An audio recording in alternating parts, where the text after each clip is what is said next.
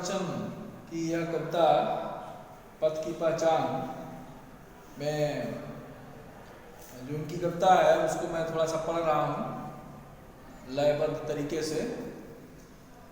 पूर्व चलने के बटोही बाट की पहचान कर ले, पूर्व चलने के बटोही बाट की पहचान कर ले।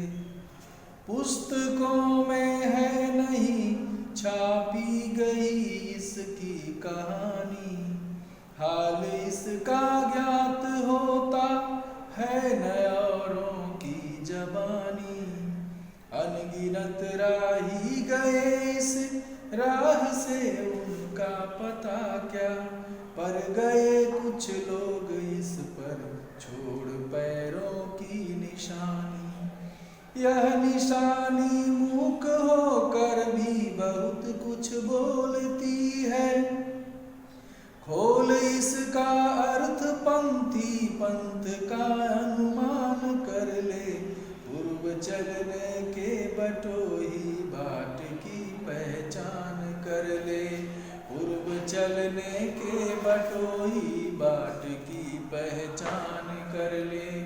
प्यारे बच्चों, इस कविता से संबंधित यहाँ संदर्भ से व्याख्या दिया गया। मैं बहुत समय नहीं लूंगा, आपको पहले बताया भी जा चुका है। अवतरण में जो प्रश्न में रहता है तो पहली पंक्ति के प्रारंभ के 2-3 शब्द, बीच में डॉट डॉट डॉट और अंतिम पंक्ति के आखिर के 2-3 शब्द अवतरण में हम लिख देते हैं, जैसा कि यहाँ लिखा गया है।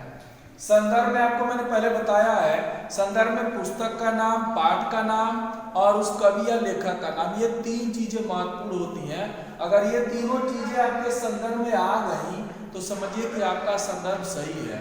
जैसे लिखा गया है, प्रस्तुत पंक्तियां हमारी पठित पुस्तक हिंदी पद्य के पथ की पहचान कर ले नामक पाठ से लिया गया है। इसके रचयिता डॉक्टर हरिवंश राय बच्चन जी हैं। यहाँ देखिए, यहाँ पुस्तक का नाम भी आ गया है, यहाँ पाठ का नाम भी आ गया है और यहाँ उसके रचयिता उसके कवि का नाम भी आ गया है। तो ये 3 चीजें संदर्भ में आवश्यक होती हैं जो यहाँ आपको दृष्टव्य है। उसके बाद प्रसंग में इस कविता का भाव जो छुपा रहता है उसी चीज को हम प्रसंग के माध्यम से बताने का प्रयास करते हैं। प्रस्तुत पंक्तियों में बच्चन जी ने मानव की कर्मठता तथा उनके संघर्षों की तरफ ध्यान आकर्षित करते हुए लिखा है। मानव का जो संघर्ष है, मानव की जो कार्यशीलता है, मानव का जो विकास क्रम है, उसके विषय में उन्होंने बताने का प्रयास किया है। और आगे लिखा है कि अब भावार्थ और व्याख्या में जो कविता दी गई रहती है उसी की व्याख्या, उसी का डिफिनेशन हम यहाँ करते हैं। अब भावार्थ और व्याख्या में कविता आप पुस्तक से देखिएगा और उस कविता को देखते हुए या जो व्याख्या दिया गया है इससे मिलान कीजिएगा तो आपके समझ में आ जाएगा। मानव के संघर्षों को केवल पुस्तकों में ही नहीं पढ़ा जा सकता, बल्कि उसके यथार्थ को भी जानना पड़ेगा।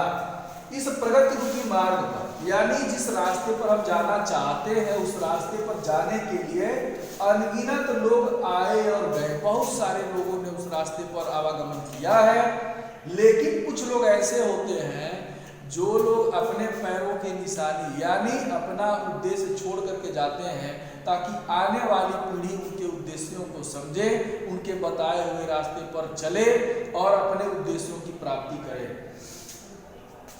अपनी अमिट छाप छोड़ी, जिसके पद चिन्हों पर चलकर तमाम लोगों ने अपने जीवन को संवारा और सजाया।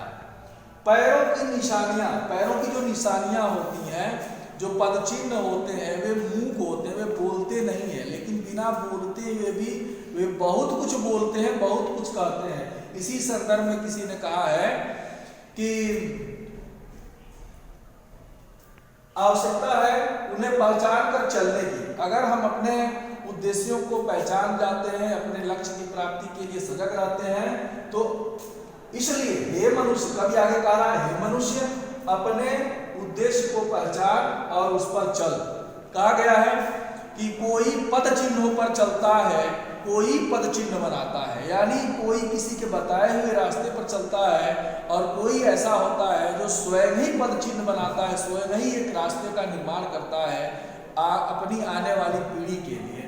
तो आज के वीडियो में हम लोगों ने इस कविता का संदर्भ से व्याख्या, उसका प्रसंग और इन चीजों को पढ़ा। इस पाठ से संबंधित शेष जो चीजें हैं वे अगले नेक्स्ट वीडियो में। आज के लिए इतना ही, धन्यवाद।